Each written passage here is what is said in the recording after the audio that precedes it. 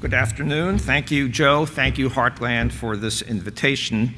I want to talk about safety, not because it's the sole issue when it comes to cafe, but it seems to me if you've got a program that's being criticized for restricting consumer freedom, for restricting consumer choice, for raising prices, if you can also prove that it kills some people, that might persuade some folks not otherwise persuaded that, yeah, you might have a case against cafe. So back in the late 80s, when I joined CEI, we started looking for a way to challenge cafe in court. We could not use the freedom issue or the restriction of choice issue because that's not part of the statute under which cafe can be judged judicially. But we did go after the safety issue. It was our view that the agency that actually runs CAFE, or that ran it back then, NHTSA, National Highway Traffic Safety Administration, was overlooking that issue, was in fact concealing that issue. And when an agency fails to deal honestly with an issue in its setting regulations, you can often get it in court on the claim that it acted arbitrarily and capriciously. And so we sued. And in 1992, we won a very nice appellate court victory. The court found that there was a clear inference that a 27.5-mile cafe standard kills people. 27.5. Now we're talking about standards that are approaching twice that level in stringency, but 27.5 standard was found to be killing people. And the court said, and I'm going to be quoting directly, NHTSA, quote, obscured the safety problem, quote, through a combination of fudged analysis, statistical legerdemain, which means sleight of hand, and bureaucratic mumbo-jumbo, which also means sleight of hand. And we, of course, were ecstatic. We thought, this is the end of the program, right? Cafe is going to be repealed. I mean, after all, if a private producer was manufacturing something that killed people and was also obscuring its safety risks, they would be bankrupt within months. They would be declared illegal by Congress within days. We figured this is the end of cafe. We were wrong. We were naive. As George Costanza repeatedly told his friend Jerry Seinfeld, you are so, so naive. Cafe was not repealed. I think our court victory helped keep it stable, that is, helped keep it from rising, from becoming even more lethal over the next decade or so. But once global warming entered into the picture, once EPA became an equal partner, but actually the controlling partner in running CAFE, when it came to MPG limits, the sky was the limit. Well, how do you explain that?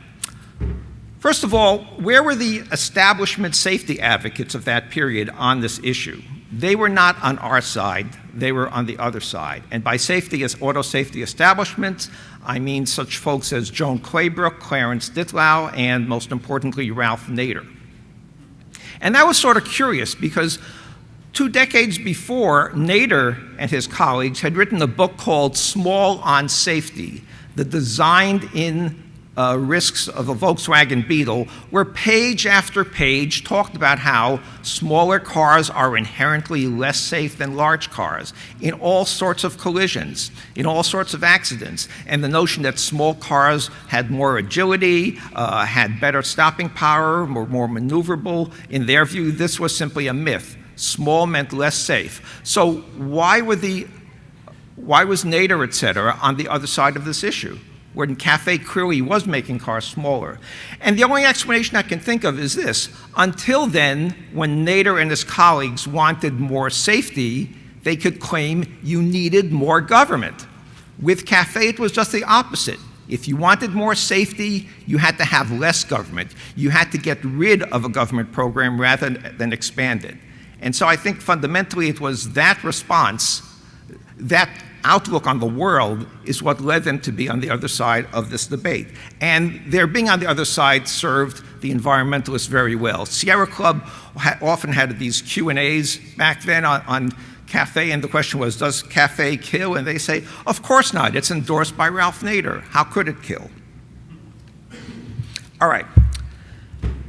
So once global warming came into this equation, everything was up for grabs. And now you've got what have been for the last decade or two the current arguments against why there is no safety risk. These are the arguments that cafes proponents, largely the environmentalists, put out. One, they say, downsizing, down-weighting of cars to meet higher fuel economy standards used to be a big technique in cafe compliance, but now with new technologies, with new materials, that's no longer the case. That's no longer the case.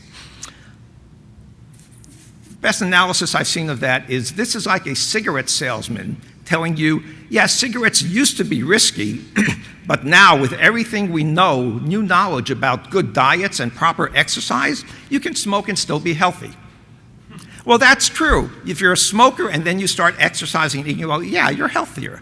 But if you're a non-smoker and you start exercising and eating well, you're going to be even healthier. No matter what you do in terms of technology, in terms of diet, exercise, smoking is a risk. No matter what you do with new materials, with new auto design capabilities, downsizing is a risk.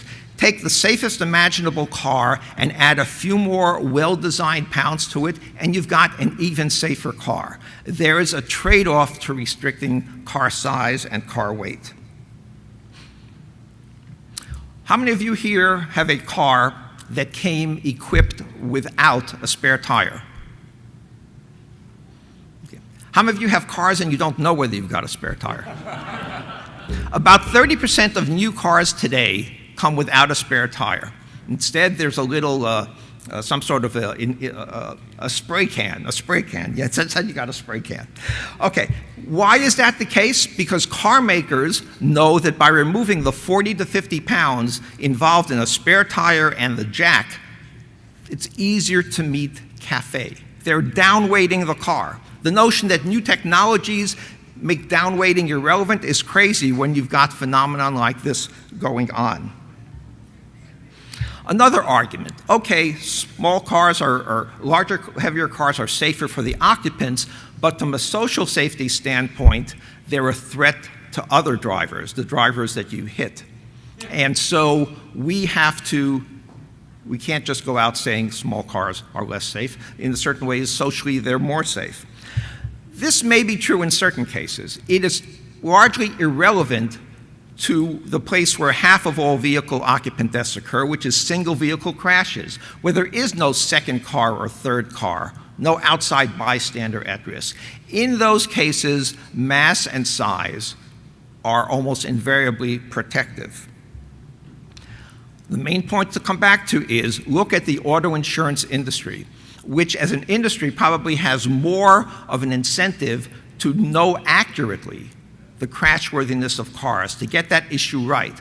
For decade after decade, if you go to the website of the Insurance Institute for Highway Safety, which they fund, the advice has been the same. Larger, heavier cars are safer cars. Which doesn't mean that's the car you should get. It is the car you should. It is a factor that you should keep in mind if safety is a priority. How about the auto industry? Where have they been on all of this? They actually opposed us at one stage in our court litigation way back. They have always addressed the risk in generalities for two reasons. One, they know that they can't be selling products to the public that they're claiming in regulatory filings are not safe. And secondly, they know that if they successfully beat NHTSA on this issue in one round in court, they will be on its B list, on its X list when it comes to every other regulatory issue. They have largely stayed out of this. In fact, occasionally the auto folks push for increases in gas taxes. Why? Because if gas costs more, it will be easier for them to sell the fuel-efficient cars people don't want, and so CAFE compliance becomes easier. I mean, that's one sign of insanity, that a manufacturer, an industry, produces a product and then lobbies to have that product more expensive for you, the public, to run. It shows that they're serving, at this point, they're serving not the public, but government. How about Consumer Reports? Pretty much they've been on the same place on this issue as the Nader folks. Decades ago, when you picked up their annual auto issue, the Bible of car buyers, the fact that larger, safer, heavier cars were safer was very prominent in their advice on how to buy a safer car. Now they have page after page on all these new technologies, pre-tensioned airbags, electronic stability control, et cetera, which have a function, but you rarely, if ever, see any mention of the advice that you ought to consider a large, heavier car if safety is your priority. The auto insurance industry is the one industry that has stayed steadfast on this. One little story here. Back when Obama came in, someone by the name of Chuck Hurley was nominated to be head of NHTSA, to run NHTSA, which is within DOT.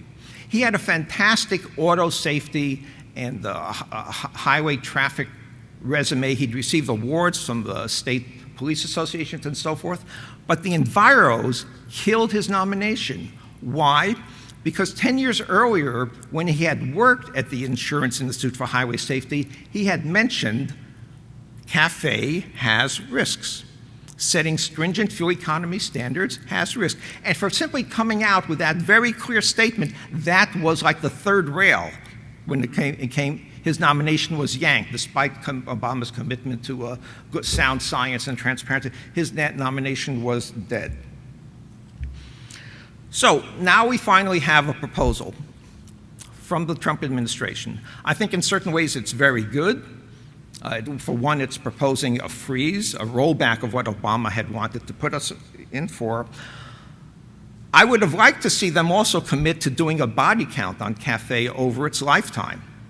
We've never seen that, but at least the fact that NHTSA is now saying, if we adopt our proposal, we will save about 1,000 lives per year over a decade. For the first time, they are putting numbers on the lives at risk.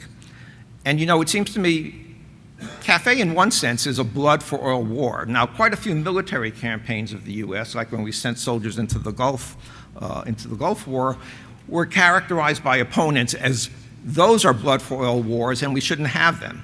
But at least we knew, no one shied away from the fact that we were putting our soldiers at risk, that people would die. With CAFE, in a sense, you're putting civilians at risk. But the dishonesty of the CAFE campaign is that not one of its proponents admits anything like that. In all my years on this, I have never once met an advocate of CAFE who admits it kills anyone. I have yet to find a person who says, yes, it kills people, but for these and these reasons, we still ought to do it. I would regard that as an honest debate. I have never seen that happen. So look, Dr. Spencer, for you and your aging colleagues, for other climate skeptic scientists, when you go driving, one, buckle up, and two, drive a big car. Drive a damn big car. Thank you.